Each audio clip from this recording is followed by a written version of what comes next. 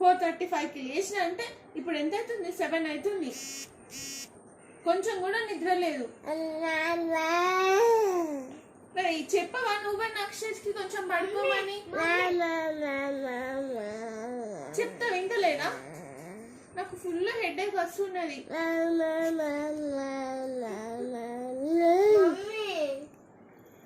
అక్షయ్ వింటలేడు మరి.